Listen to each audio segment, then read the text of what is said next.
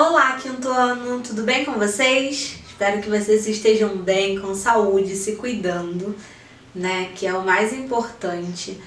E antes de começar a aula de hoje, eu queria chamar a atenção de vocês mais uma vez para a participação nas nossas lives, né? Nossa live de sexta passada e de ontem, né? Na segunda-feira, estava um pouco vazia. E eu fiquei muito triste, né, de ver a nossa live vazia, porque nós estávamos bombando nas nossas lives. E me entristeceu um pouco, né, porque como eu já falei com vocês, eu preciso da participação de vocês pra gente poder fazer uma aula legal, pra gente poder tirar nossas dúvidas, né, pra eu entender o que vocês estão conseguindo entender e pra gente fazer um trabalho bem feito, tá bom, quinto ano? Eu espero que amanhã, quarta-feira, vocês participem mais da nossa live, né? Pra gente poder fazer um trabalho bonito, né? Mostrando que nós somos a turma mais participativa do colégio, né? Nas lives, tá bom? Conto com vocês pra isso. Bom, hoje a nossa aula é de História e Geografia, então nós vamos dividir a live no meio, a videoaula no meio, né? E vamos tratar de dois assuntos da matéria de um assunto da matéria de História e o outro da matéria de Geografia. São assuntos bem tranquilos que nós já estamos falando no decorrer do bimestre, né? Como eu falei, as aulas de História, Geografia e Ciências têm sido mais uma conversa, uma troca do que propriamente uma aula, mas isso é importante, né? Porque são nessas trocas que a gente mais aprende, tá bom, quinto ano? Na aula de hoje de História, vou começar por História, nós vamos estudar o capítulo 8, cidades antigas e cidades atuais, né? Nós vamos comparar as cidades antigas com as cidades atuais, o que mudou, o que continua de característica, né? Nas cidades antigas e cidades atuais, como as pessoas mudaram o modo de vida, de se comportar na cidade. Vamos falar um pouquinho sobre isso na aula de hoje, tá? O livro ele vai começar falando sobre as cidades gregas, na página 44. Por que ele vai falar sobre as cidades gregas?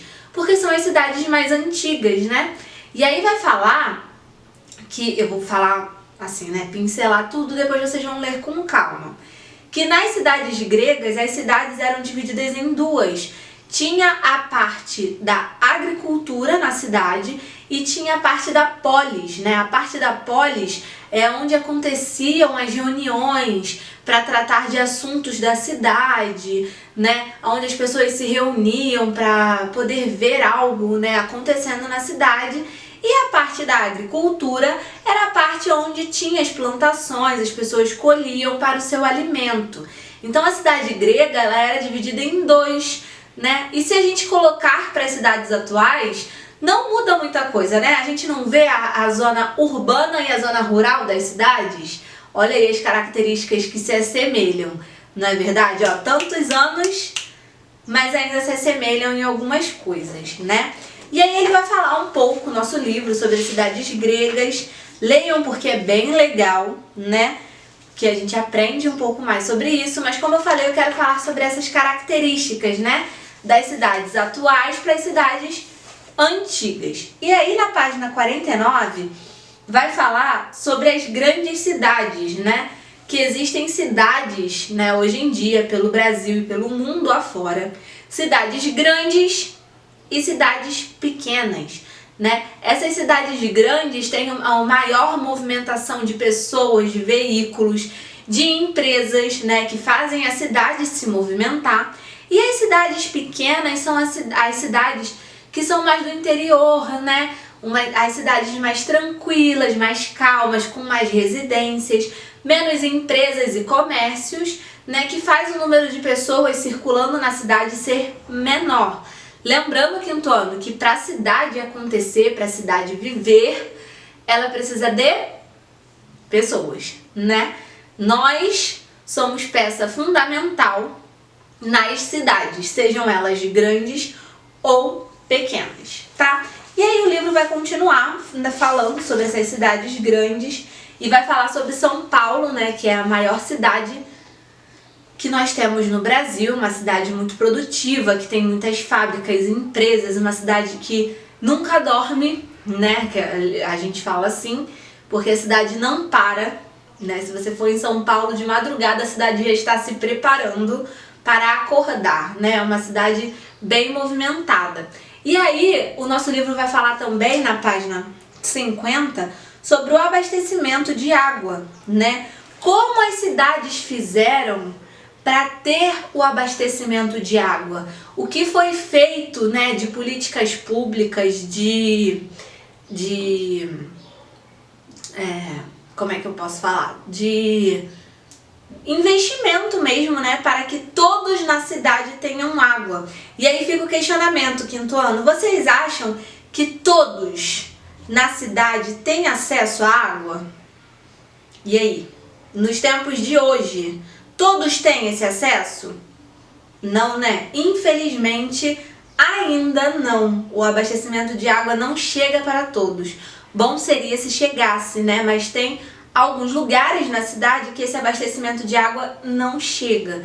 E aí, quinto ano, fica também a crítica, né, social para esse assunto, né? A água, ela é fundamental para a sobrevivência do ser humano. Então, como em pleno século XXI, as grandes e pequenas cidades ainda têm áreas com pessoas que não têm esse abastecimento de água garantido, né?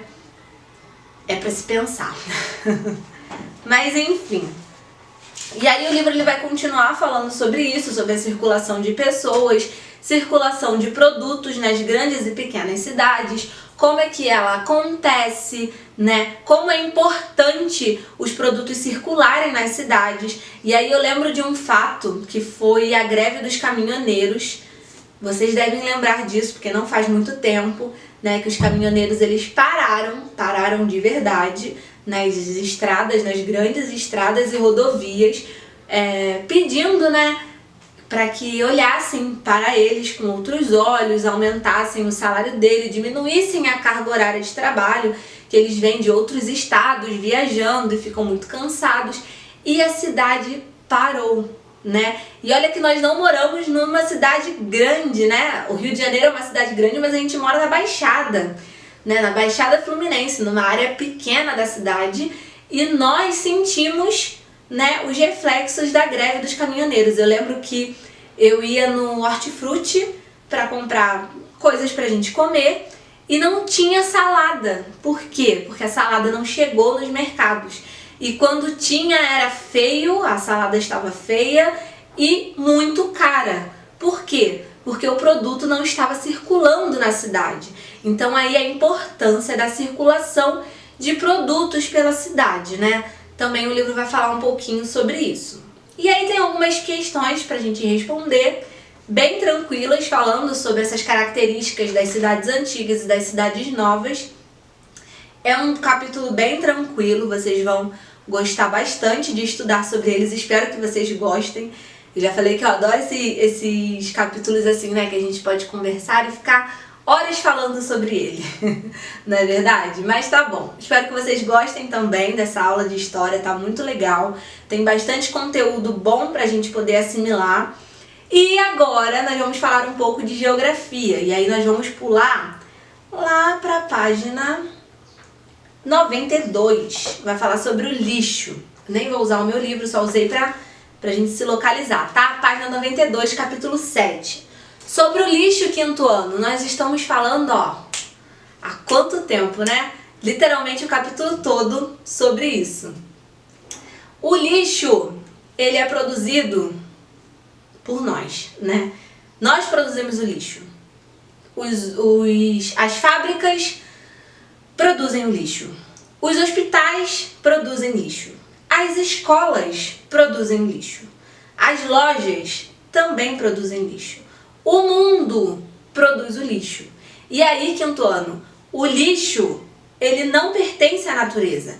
Ele pertence a nós, ele é nosso.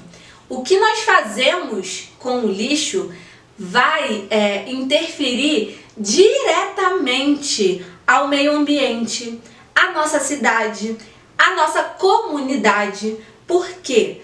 Porque quando a gente não descarta o o lixo corretamente, né? Ah, eu chupei uma bala na rua, saindo do trabalho, peguei na minha bolsa e chupei uma bala. E aí, eu não quero sujar a minha bolsa, porque eu vou chegar em casa e vou ter que limpar a minha bolsa, né? Que trabalhou limpar a minha bolsa. Então eu vou comer a bala e vou jogar o papel no chão. Ah, é um papel, não vai fazer mal nenhum. Só que aí, você imagina se todos pensassem assim, ah, eu vou jogar um papel, né? Não vai fazer mal nenhum. E aí, quinto ano, nós vemos o mal chegar, né? Quando a gente vê os períodos de chuva acontecendo, os rios subindo e não tendo ralos para escoar a água, porque os ralos estão entupidos de papéis de bala que uma pessoa só jogou, mas aí no outro dia a outra jogou. E quantas pessoas circulam na rua e que jogam um só, não vai fazer mal, não é verdade? Isso eu tô falando de um exemplo pequeno de um papel de bala, mas nós temos exemplos grandes, né? Os lixos que nós descartamos na nossa casa, às vezes a gente não tem o cuidado de separar. Aqui em casa somos só eu e o meu marido, mas eu tenho cuidado de separar o óleo. Por quê? Porque o óleo, ele pode se tornar, né, é uma matéria-prima, ele pode se tornar uma outra coisa. Tem até uma igreja aqui perto de casa que troca óleo por sabão. E aí a gente leva o óleo usado, né, que a gente já utilizou, e ao invés de descartar ele no lixo, a gente troca ele por sabão. Pilha, aqui em casa, pilha, o que é pilha? Pilha acabou, a gente joga no lixo. Não, também não pode, porque tem um material que é radioativo e faz mal ao meio ambiente, faz mal aos catadores de lixo que mexem, né, tem contato com esse tipo de lixo. E aí a gente tem também um potinho que a gente coloca as pilhas e a gente descarta de uma forma correta, né? A gente precisa ter essa preocupação por nós, pelo outro e pela natureza, né? E pela nossa cidade, porque não adianta a gente falar, caramba, o prefeito toda vez chove é isso e ele não faz nada para mudar.